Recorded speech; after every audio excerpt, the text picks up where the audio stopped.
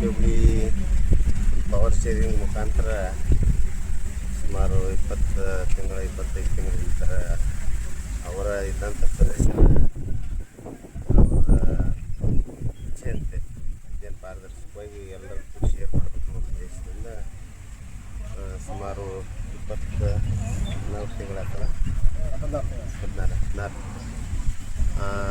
ಅವಧಿ ಮೊದಲಿಗೆ ನಮ್ಮ ಕೊಡಲಿ ಅನ್ನೋಂಥ ಇದು ಕೊಟ್ಟಿದ್ರು. ತದನಂತರ ಅವ್ರು ಮಾತಾಡಿದರು. ಅವ್ರ ಮಾತಿನಂತೆ ಇವತ್ತು ಮುಂದಿನ ಅವಧಿಯನ್ನು ಮತ್ತಿಬ್ಬರು ಸದಸ್ಯರಿಗೆ ಕೊಡುವಂಥದ್ದು ಮಾಡಿದರು. ಆ ಪ್ರಕ್ರಿಯೆ ಸ್ಟಾರ್ಟ್ ಐತಿ. ಹೊಂದಾಣಿಕೆ ಮುಖಾಂತರ 14 ಸದಸ್ಯರು ಒಳಗೊಂಡ ಪವರ್ ಶೇರಿಂಗ್ ಆಗತ್ತೈತಿ. ಇದೇ ಥರ ಮುಂದೂ ಕೂಡ ಒರಲಿ ಪಟ್ಟಣದ ಅಭಿವೃದ್ಧಿಗೆ ಬೇಡ ಸಾಕಷ್ಟು ಹುಬ್ಳಿ ಬೆಳೀಬೇಕಾಗೈತಿ. ಆ ದೃಷ್ಟಿಕೋನದಿಂದ ಯಾವುದೇ ಚುನಾವಣೆ ಮಾಡಿದ 2ನೇ ಅವಧಿಗೂ ಕೂಡ ತಮ್ಮ ಎಲ್ಲ ಮೆಂಬರ್ಸ್ ಸೇರಿ ಒಬ್ಬ ಅಧಿಕೃತ ಅಭ್ಯರ್ಥಿ ಅನ್ನುವಂಥದ್ದು ಒಟ್ಟಿನಲ್ಲಿ ಈ ಅಭಿವೃದ್ಧಿಗೋಸ್ಕರ ಶ್ರಮಿಸುವಂಥ ಅವು ಮೆಂಬರ್ಸ್ದಲ್ಲಿ ಎಲ್ಲರೂ ಚೇರ್ಮನ್ರು ಎಲ್ಲರೂ ವೈಸ್ ಚೇರ್ಮನ್ ಆ ಉದ್ದೇಶದಿಂದ ಮಾಡತ್ತಾರು.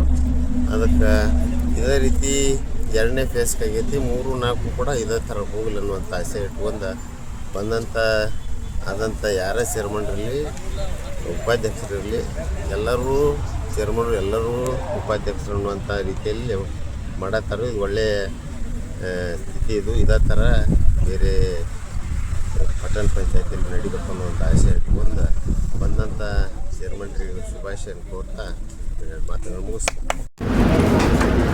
ಎಲ್ಲರಿಗೂ ನಮಸ್ಕಾರ. ಇವತ್ತಿನ ಸರ್ಕಾರದ ನಿರ್ದೇಶನ ಪ್ರಕಾರ ಹುಬ್ಳಿ ಪಟ್ಟಣ ಪಂಚಾಯತಿಯ ಅಧ್ಯಕ್ಷ ಮತ್ತು ಉಪಾಧ್ಯಕ್ಷ ಚುನಾವಣೆಗೆ ನನಗೆ ಚುನಾವಣಾಧಿಕಾರಿನಾಗಿ ನೇಮಿಸಿದ್ರು. ನಾವು ಈ ಒಂದು ಅರ್ಲಿ ಮಾರ್ನಿಂಗ್ದಿಂದ ಇಲ್ಲಿವರೆಗೆ ಚುನಾವಣಾ ಪ್ರಕ್ರಿಯೆಯನ್ನು ಕಂಪ್ಲೀಟ್ ಮಾಡಿದ್ದೀವಿ.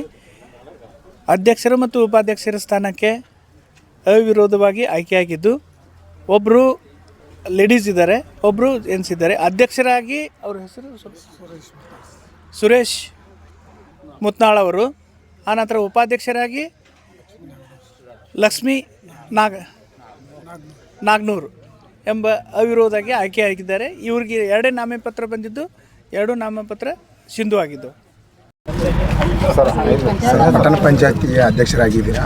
ಎಲ್ಲರಿಗೂ ಒಂದು ಆಸೆ ಇರುತ್ತೆ ಪಟ್ಟಣ ಪಂಚಾಯತಿ ಆದಮೇಲೆ ಊರಿನ ಅಭಿವೃದ್ಧಿಗಾಗಿ. ನಿಮ್ಗೆ ಏನು ಆಸೆ ಇರುತ್ತೆ ಸರ್? ಊರಾಗ ಒಳ್ಳೆ ಅಭಿವೃದ್ಧಿ ಮಾಡ್ಬೇಕನ್ನೋ ಆಸೆ ಐತಿ. ಎಲ್ಲ 14 ಸದಸ್ಯರು ಕೂಡ್ಕೊಂಡು ಒಂದು ಊರಾಗ ಒಳ್ಳೆ ಕೆಲಸ ಮಾಡ್ಬೇಕನ್ನೋ ಐತಿ. ಪಟ್ಟಣ ಪಂಚಾಯತಿಗೆ ಊರು ಹಿರಿಯರು 14 ಮಂದಿ ಸದಸ್ಯರು ನಮ್ಮನ್ನು ಅಗದಿ ಇದರಲ್ಲಿ ಎಲ್ಲ ಆಯ್ಕೆ ಮಾಡಿದಾರು.